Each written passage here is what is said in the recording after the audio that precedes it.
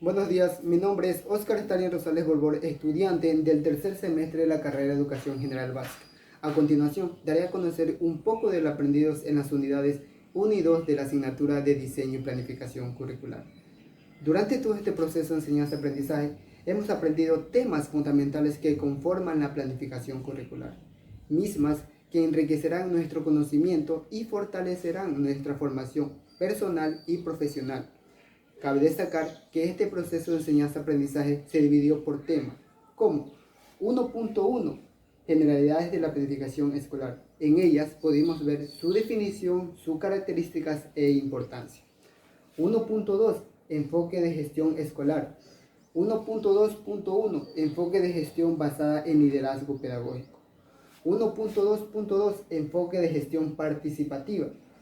1.3, enfoque transformacional. 1.3.1, enfoque de gestión basada en procesos. Y por último, 1.4, procesos de la planificación escolar. ¿Sabías que todo esto es un proceso en el cual la educación ecuatoriana se divide por subniveles, como educación general básica preparatoria, educación general básica elemental, educación general básica media, educación general básica superior y bachillerato general unificado? En la unidad número 2 aprendimos temas muy importantes acerca de la introducción al currículo de los niveles de la educación básica. En su 2.1 hablamos acerca de las consideraciones legales en torno al currículo de educación obligatorio. En su 2.2 analizamos los referentes del ajuste curricular, al igual que un currículo organizado por áreas de conocimiento. También las características del ajuste curricular. En su 2.3 abarcamos los elementos del currículo, como principios para el desarrollo del currículo y sus orientaciones metodológicas. Por último, en su 2.4 analizamos los referentes académicos y la acción tutorial, al igual que la carga horaria tanto en educación general básica como en bachillerato general unificado. Con los presentes, mi nombre es Óscar Stanley Rosales Borbor, estudiante del tercer semestre de la carrera de Educación General Básica en la Universidad Estatal Península de Santa Elena.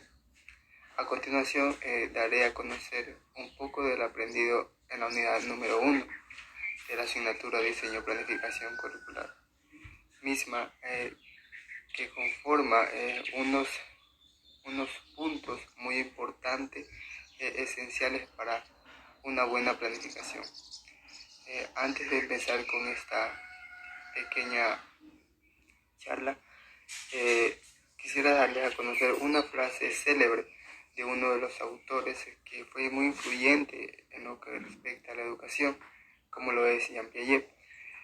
Esta frase nos reitera y nos dice así: el principal objetivo de la educación es crear personas capaces de hacer cosas nuevas y no solo repetir lo que otras generaciones hicieron. Jean Piaget. A continuación, abordaremos la unidad número 1, donde se darán a conocer temas muy importantes que conforman esta planificación, y estas ayudarán a tener en cuenta todos esos puntos y todos esos contenidos esenciales que uno debe tener presente al momento de realizar una buena planificación escolar. Comenzamos con ¿qué es un currículo? Un currículo es un conjunto de criterios, planes de estudio, programas, metodologías y procesos que constituyen a la formación y a la construcción de la identidad cultural, nacional, regional y local, incluyendo también los recursos humanos, académicos y físicos, para poner en práctica las políticas y llevar a cabo el proyecto educativo institucional.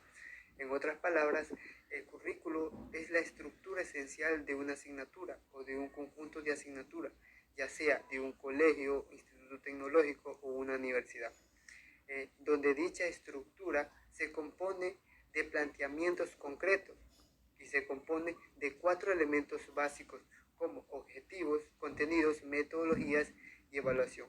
En sí, el currículo se centra en qué se va a enseñar y cómo se van a impartir las clases dentro de un establecimiento educativo. 1.1 Generalidades de la planificación escolar. La planificación escolar se encarga de especificar los fines, objetivos y metas de la educación. Gracias a este tipo de planificación es posible definir qué hacer y qué recursos y estrategias se deben usar para llevar a cabo un correcto proceso de enseñanza-aprendizaje. Cabe destacar que esta tiene como propósito facilitar la organización de elementos que orientan el proceso educativo. Características de la planificación escolar. Esta debe ser flexible, coherente, permanente, pertinente, preciso, participativo, relevante y funcional. Flexible porque constituye una guía de trabajo, el cual debe permitir ajustes para mejorar los procesos de enseñanza-aprendizaje. Coherente porque debe existir una coherencia entre el planteamiento del aula con los documentos curriculares. También debe ser permanente porque la planificación debe ser un proceso continuo, dinámico, debe existir continuidad entre un plan y otro.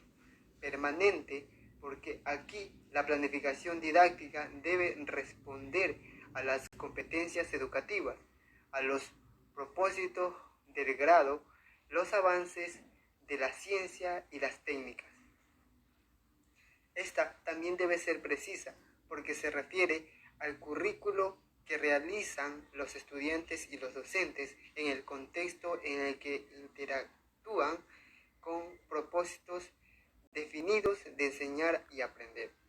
Participativo porque aquí la planificación requiere de la interacción de otros miembros de la comunidad educativa que puedan aportar costos valiosos sobre necesidades e intereses que deben satisfacer mediante situaciones de aprendizaje que el planteamiento prevea.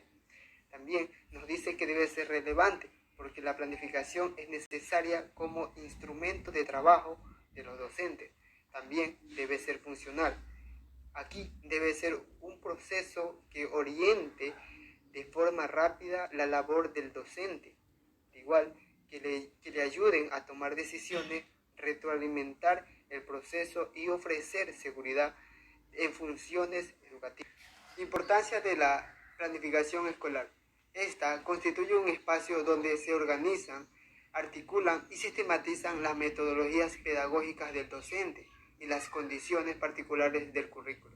Cabe destacar que la importancia de esta planificación radica en las necesidades de organizar de manera coherente lo que se quiere lograr con los estudiantes en el salón de clases, al igual que implica la toma de decisiones previas a la práctica sobre lo que se espera que el estudiante aprenda, al igual que para qué se hará, como también buscar una mejor manera de mejorar este proceso de enseñanza en los salones de clases.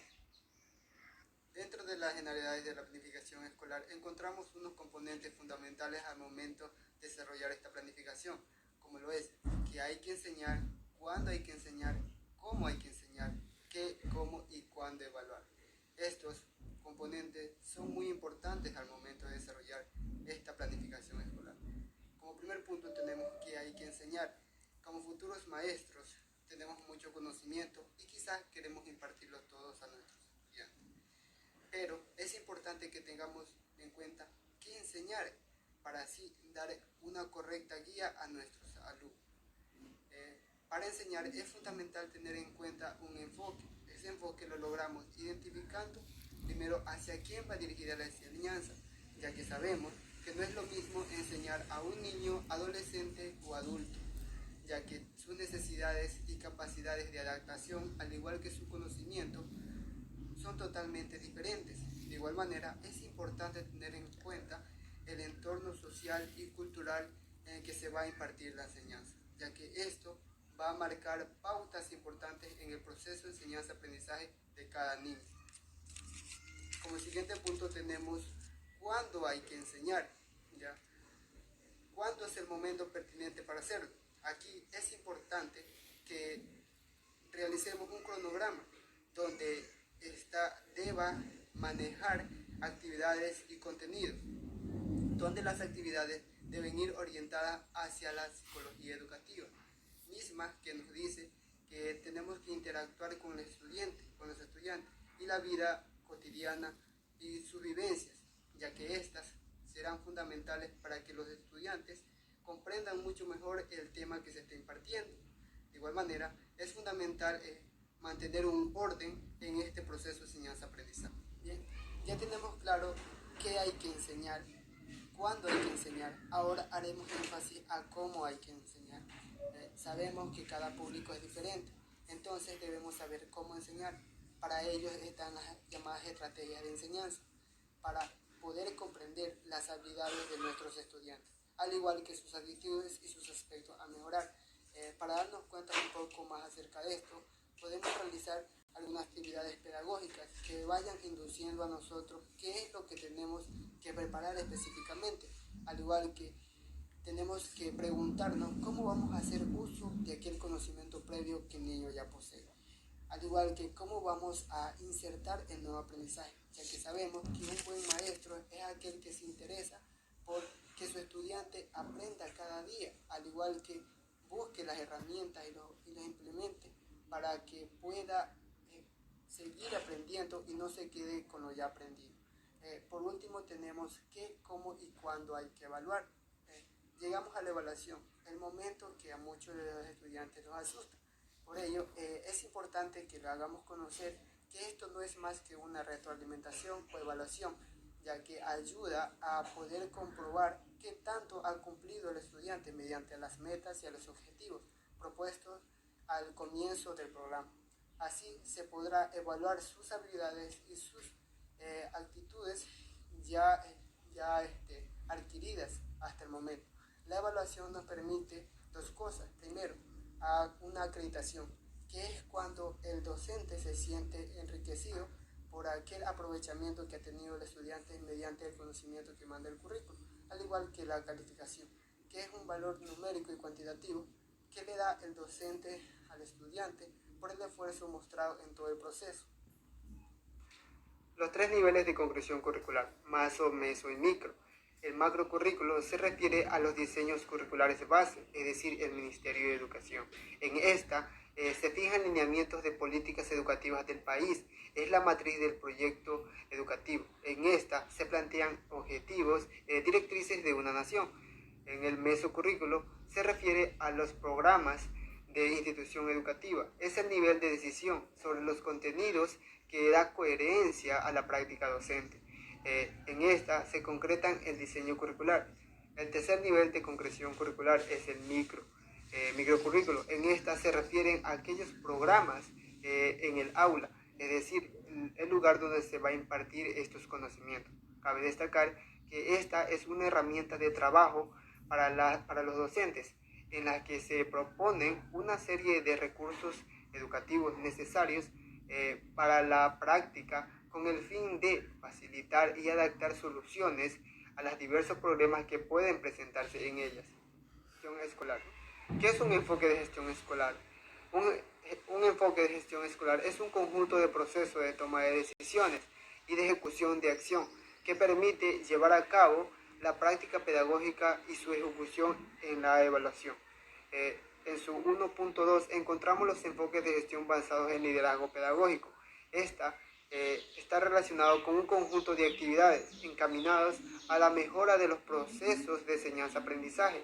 Es una labor transformadora donde se promueve la convivencia democrática y la participación de toda la comunidad educativa.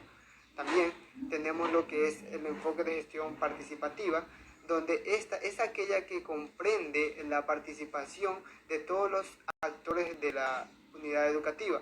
En él se maneja un proceso de gestión, su compromiso, su convicción y su cooperación para que todos estos procesos se realicen con el éxito. Esta debe generar condiciones y ambientes adecuados conforme a los objetivos de educación básica. También tenemos el enfoque transformacional. Este enfoque transformacional desarrolla los directivos para lograr los aprendizajes de los estudiantes. Aquí se toman en cuenta el contexto de la institución educativa y la localidad de un país. Por último, tenemos los enfoques basados en liderazgo pedagógico, el cual nos sirve para asegurar la prestación del servicio adecuado de manera eficaz y eficiente para lograr resultados que beneficien a toda la comunidad educativa.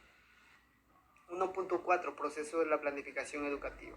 La planificación educativa es aquella que permite la efectividad del proceso de enseñanza-aprendizaje basado en el sistema educativo nacional, con el objetivo de describir la función de la planificación educativa como herramienta fundamental para la construcción de una educación de calidad. Cabe destacar que esta planificación educativa se encarga de delimitar los fines y objetivos y metas de la educación. Este tipo de planificación permite además definir el qué hacer, cómo hacerlo y qué recursos y estrategias se deben emplear en la consecución de aquel fin. También permite promover aquellos elementos necesarios e indispensables del quehacer educativo. Dentro del proceso de la planificación educativa encontramos unos principios fundamentales de esta planificación, que es promover la participación de todos los miembros de la comunidad. Bueno, este principio se refiere a aquella participación que realizamos con los estudiantes, como cuando lo realizamos que se realicen trabajos grupales o cuando se les prepara que realicen juegos lúdicos o cuando se les pide que realicen actividades en áreas recreativas como el deporte. Aquí estamos poniendo en práctica este principio muy importante. También tenemos otro principio que distribuye las funciones técnicas. Aquí prácticamente el docente es el actor principal, donde éste hará adaptaciones necesarias al currículo para que de esta manera todos los estudiantes puedan llegar al aprendizaje que se requiere. También busca el mayor beneficio con el menor costo. En este principio es muy importante, ya que si en el aula no se cuenta con los recursos suficientes para hacer llegar mejor el aprendizaje a los alumnos, pues el docente puede hacer uso de su innovación, siempre buscando el beneficio que es el aprendizaje. Luego tenemos que permite su innovación. Es decir, si un docente tiene un proyector, un ejemplo, si un docente tiene un proyector y nota que sus estudiantes no están atentos a la clase que él está impartiendo, tal vez los estudiantes se le tornan aburridos o están sin ánimo, pues este docente debe buscar su innovación, debe buscar la mejor herramienta posible a su alcance, en este caso un proyector, donde él pueda visualizar ciertas imágenes o videos acordes al tema que está impartiendo, siempre y cuando buscando que el estudiante se interese por la clase y hacerla un poco más didáctica para que todos lleguen al aprendizaje que se requiere. También tenemos otro principio que mejora la vida escolar. Esto se refiere a que se debe organizar de manera coherente lo que se quiere lograr con los estudiantes en el salón de clase. Características de la planificación educativa. La educación va orientada siempre hacia el futuro. Por ende, debe ser participativa, integradora, valorativa, instrumental, facilitadora y sobre todo dinámica, para que el docente pueda tener un mejor desempeño laboral y por ende pueda el estudiante obtener aquellos conocimientos que se requieren y que sean adecuados para su formación. Dentro del proceso de planificación educativa encontramos las áreas del centro educativo. Cuando hablamos de espacios o centros educativos, nos referimos al conjunto de aspectos que conforman un ambiente de aprendizaje, donde aquí se desarrollan diversas situaciones pedagógicas, estas conformadas por una diversidad de entidades y actores. Cabe destacar que esta integra otros ambientes a partes de la estructura física de la institución, en los cuales se desenvolverá el estudiante, permitiendo la interacción de distintos elementos en el proceso pedagógico y que resultan en la evolución natural del aprendizaje. En un centro educativo influyen distintos tipos de espacios, los cuales cumplen con diversas funciones u objetos dentro de la misma. Además, es de suma importancia, pues puede afectar o perjudicar la calidad del proceso de enseñanza-aprendizaje en las instituciones. Dentro de estas áreas del centro educativo encontramos las áreas directivas, la área comunitaria, las áreas pedagógicas académicas, la área administrativa financiera. Se realiza un alto nivel de las funciones de la planificación, organización, administración, de control de personal, además de coordinar las actividades que dependen de ellas. Se encarga de planear y controlar los recursos de información de un organismo. La persona encargada en esta área debe poseer, además de conocimientos técnicos y capacidades generales, ciertas habilidades administrativas que requiere un directivo y debe entender los propósitos y metas las necesidades de cómputo del organismo y tener capacidades de supervisar el personal altamente capacitado. Con respecto al área pedagógica, el objetivo de esta área es diseñar y ejecutar planes curriculares para cada área que lleven al desarrollo de componentes básicos de los estudiantes, abarcando los siguientes componentes pedagógicos, curriculares, didácticos y evaluación. Formación de la ciudadanía. Esta gestión se dinamiza a través de proyectos que promueven la satisfacción de las necesidades de la comunidad educativa y que son parte de la formación académica y curricular. Cabe destacar que las encuestas de satisfacción son un instrumento importante de mediación de la eficiencia de los mismos.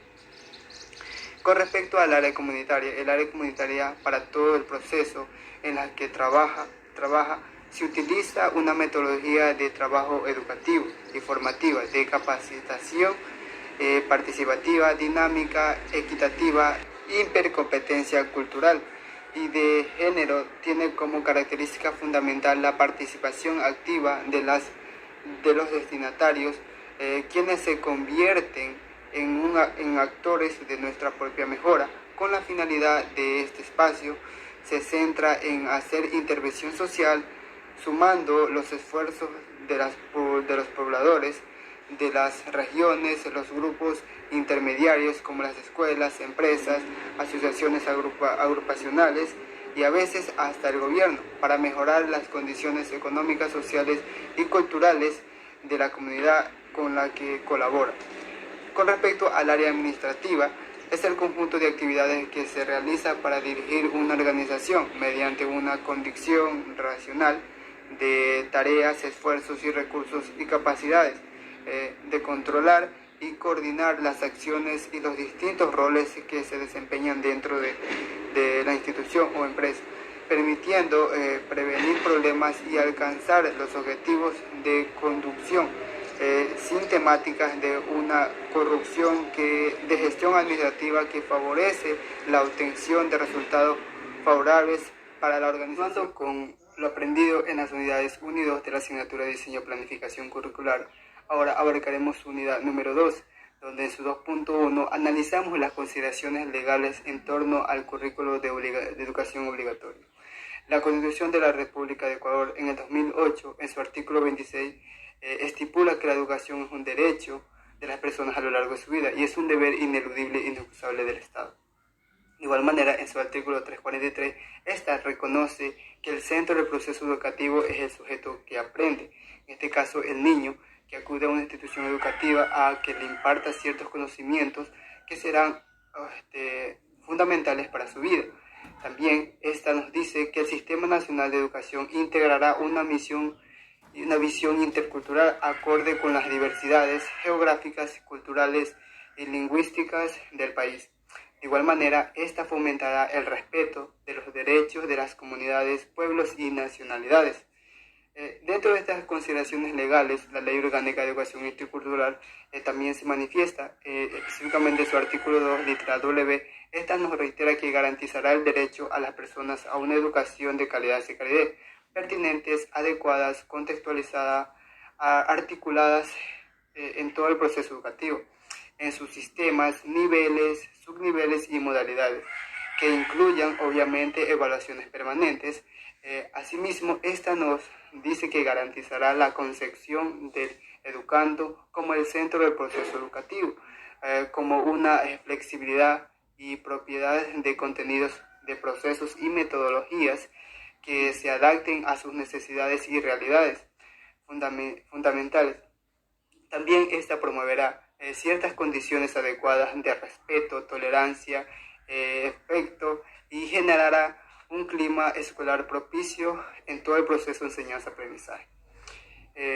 Es importante recalcar que en este mismo contexto, el artículo 19 de la misma ley que establece que es un objetivo de las autoridades educativas nacionales es diseñar y asegurar la aplicación obligatoria de un currículo nacional tanto en las instituciones públicas, municipales, privadas y fiscomisionales, en sus diversos niveles, inicial, básica, bachillerato y modalidades, tanto presencial, semipresencial o a distancia.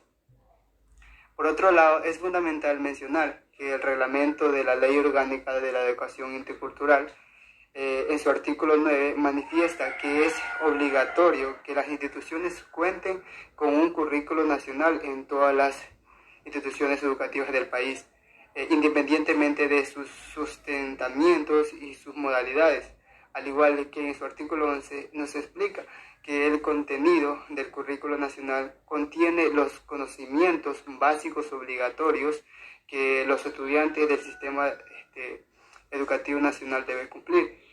Por último, en estas consideraciones legales, el artículo 10 del mismo reglamento estipula que los currículos nacionales pueden complementarse de acuerdo a las especificidades culturales y peculiaridades propias de las diversas instituciones educativas, que son parte del Sistema Nacional de Educación, en función de las particularidades en el territorio en las que éstas se operan. Al igual que las consideraciones legales, también analizamos las reformas curriculares procedentes. Bueno, se habla de reformas cuando se pretende realizar grandes cambios estructurales y organizacionales en el sistema educativo, en uno o más de sus niveles. También cuando se cambia el diseño curricular y los consecuentes planes de estudio. También cuando se pretende elevar la calidad general de la enseñanza en áreas para mejorar el rendimiento académico de los alumnos y disminuir obviamente el fracaso escolar.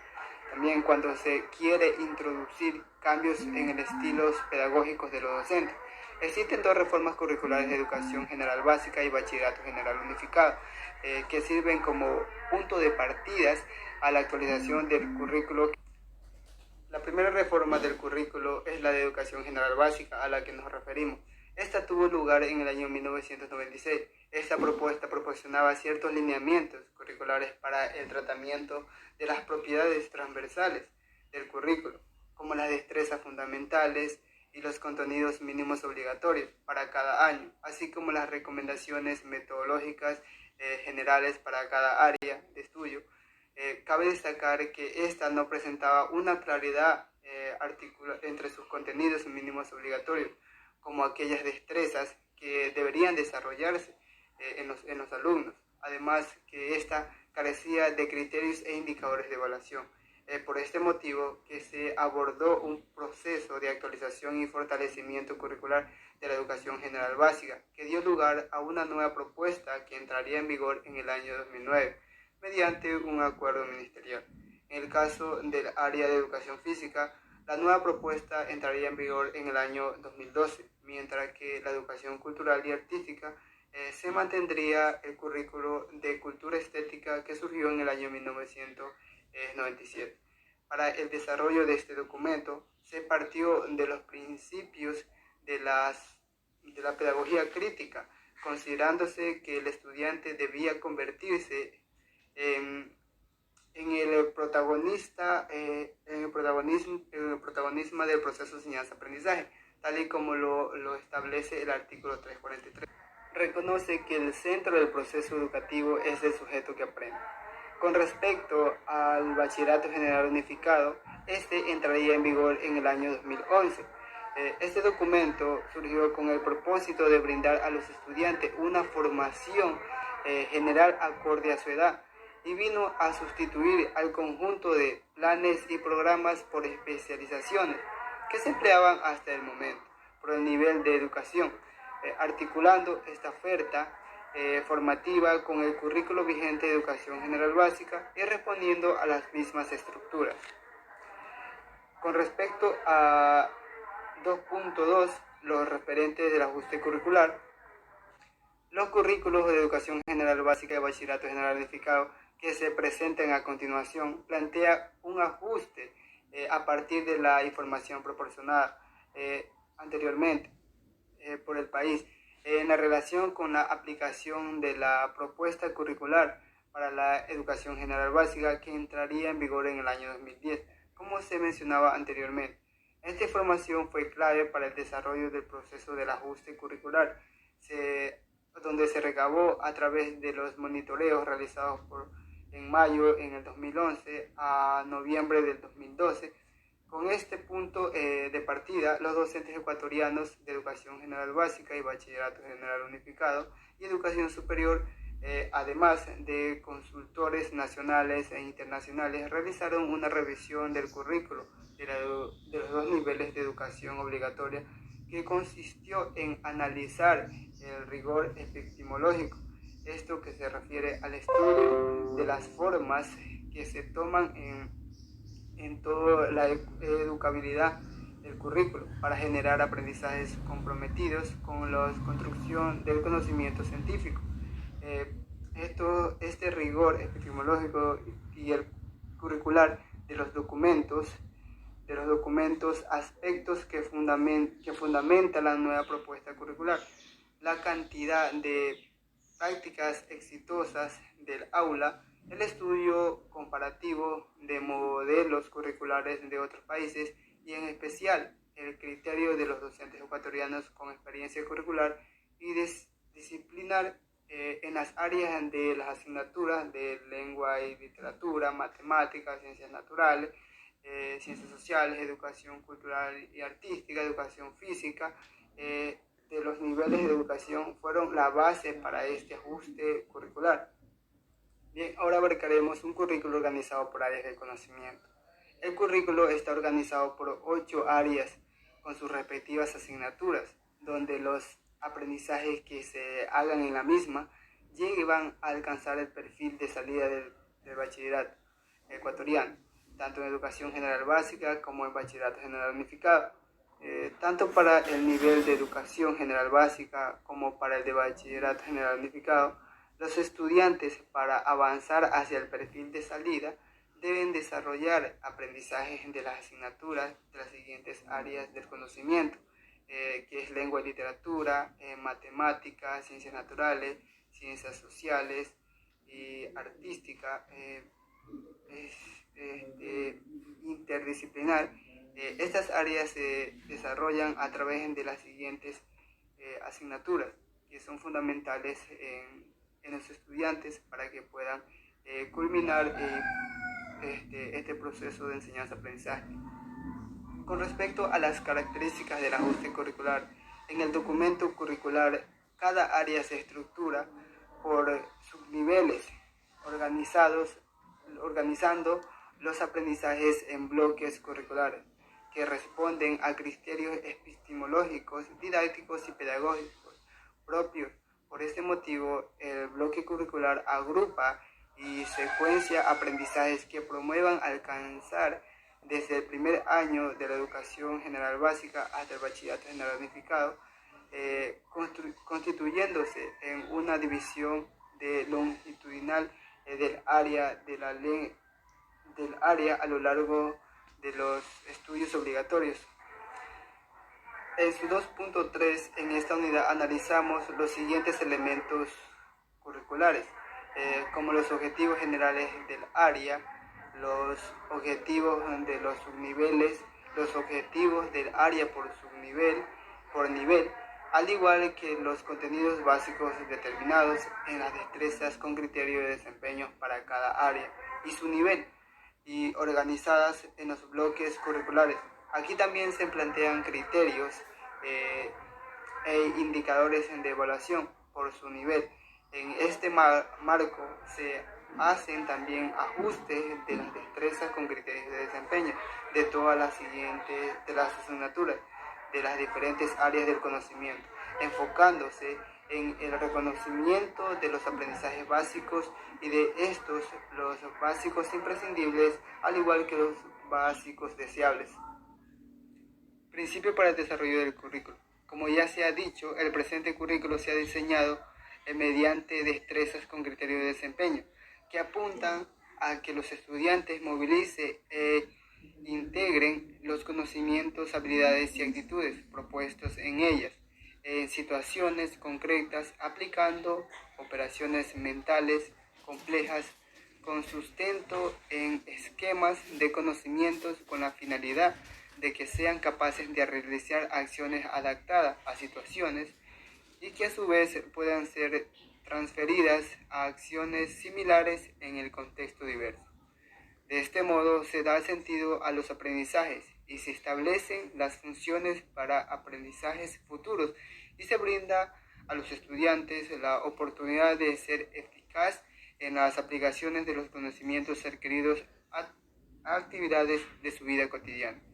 En este enfoque implica que los procesos de enseñanza-aprendizaje deban abordarse desde todas las áreas del conocimiento y por parte de las diversas instituciones, de las diversas instancias que conforman la comunidad educativa.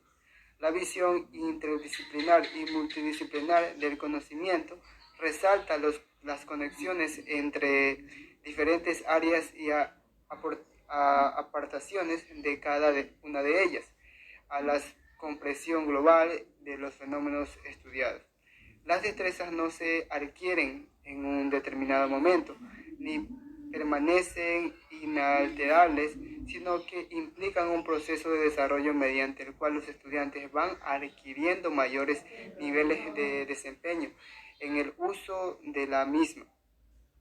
Por esto, que para implementar este enfoque es preciso diseñar tareas motivadoras para los estudiantes que partan de situaciones polémicas reales y se adapten a los diferentes ritmos y estilos de aprendizaje de cada uno de ellos.